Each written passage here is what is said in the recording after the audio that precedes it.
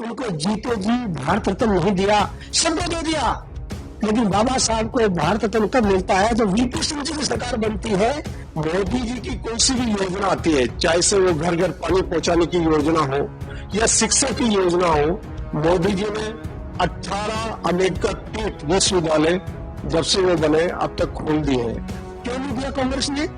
क्योंकि बाबा साहब गरीबों की बात करते थे। ये मोदी जी की जो कार्यशैली है उसको प्रभावित करने के लिए ये कांग्रेस के लोग षड्यंत्र रचते हैं। बाबा साहब के लिए कांग्रेस के हृदय में जगह भी नहीं थी। बाड़मेर में भी उन्होंने बोला है कि मैं कभी भी संविधान और आरक्षण को समाप्त नहीं करूंगा। आरक्षण और संविधान बदलने को लेकर कांग्रेस के फैलाए जा रहे भ्रम को स्पष्ट करने को लेकर बुधवार को भाजपा SC/ST मोर्चे की ओर से प्रेस वार्ता आयोजित की गई। जयपुर स्थित बीजेपी कार्यालय में आयोजित प्रेस वार्ता में SC/ST मोर्चा के प्रदेशाध्यक्ष कैलाश मेघवाल ने कहा कि कांग्रेस और विपक्ष के पास प्रधानमंत्री मोदी का विरोध करने के लिए कोई मुद्दा नहीं है। उन्होंने बताया कि देश का SC/ST वर्ग मोदी जी के साथ है।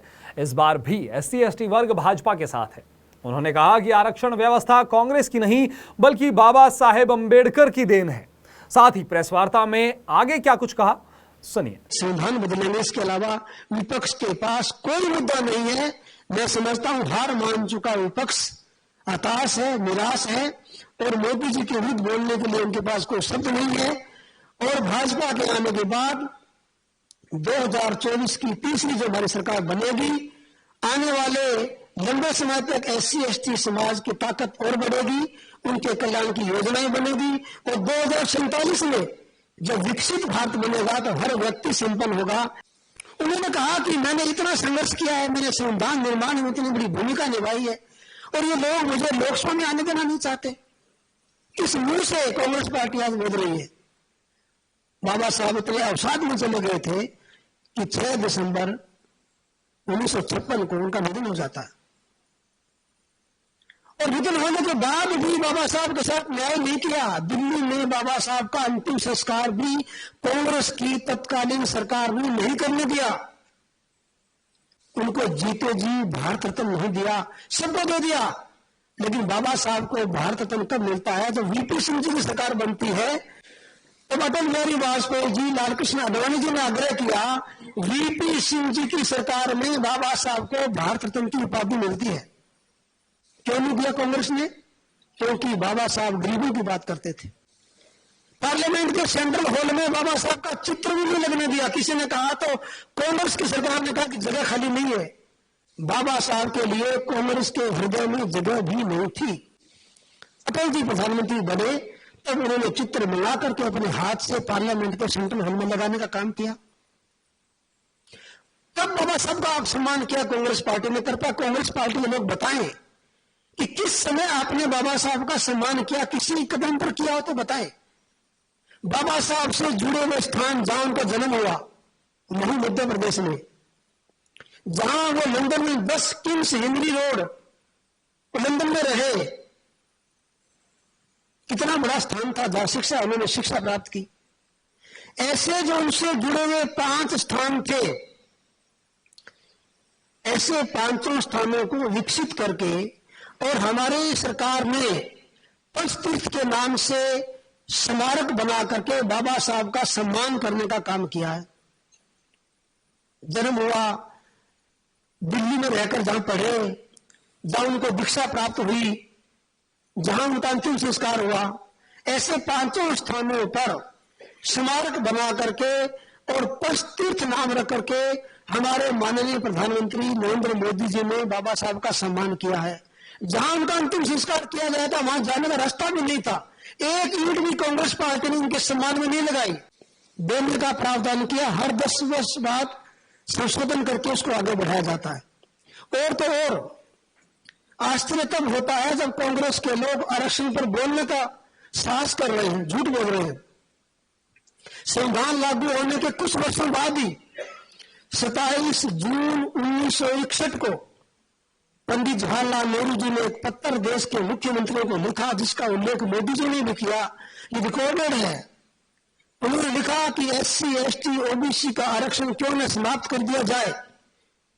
और वो खुद कह रहे थे कि मैं तो किसी प्रकार के इस आरक्षण के पक्ष में नहीं हूं और राजनीतिक आरक्षण भी खत्म कर देना चाहिए। ये 1961 में नेहरू जी लिख रहे हैं।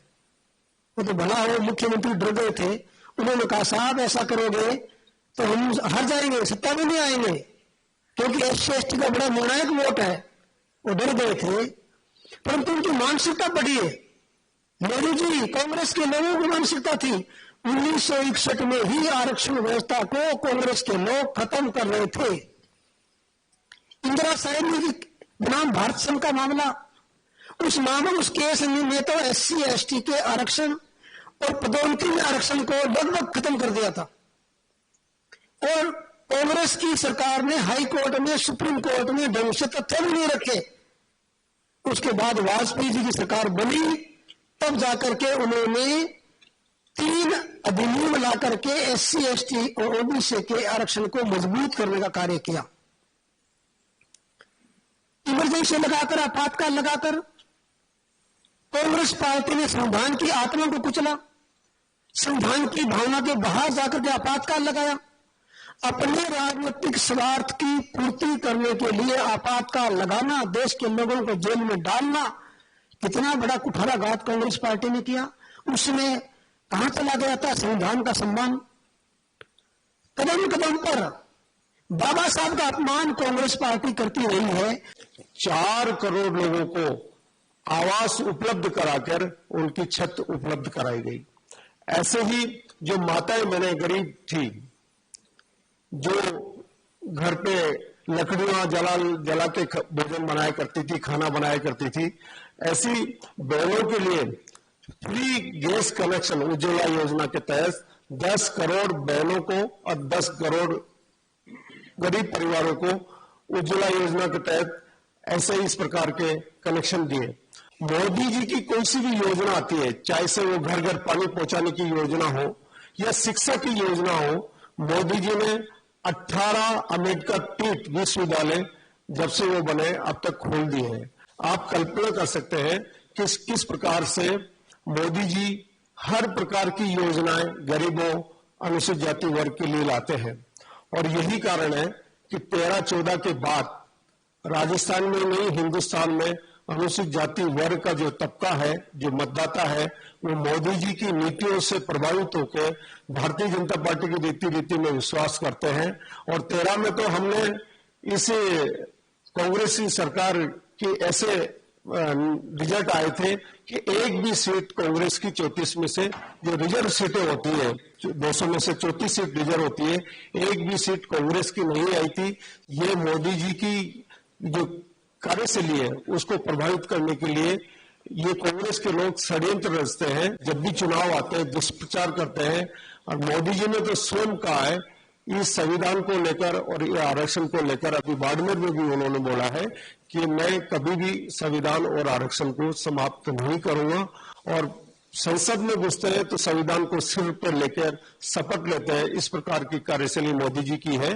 आप सबसे निवेदन है कि कांग्रेस का ये षड्यंत्र है उस पर ध्यान देकर इस चुनाव में जो भी सही परिणति है उस पर अच्छे से ठीक से करेंगे। जय हिंद, जय भारत।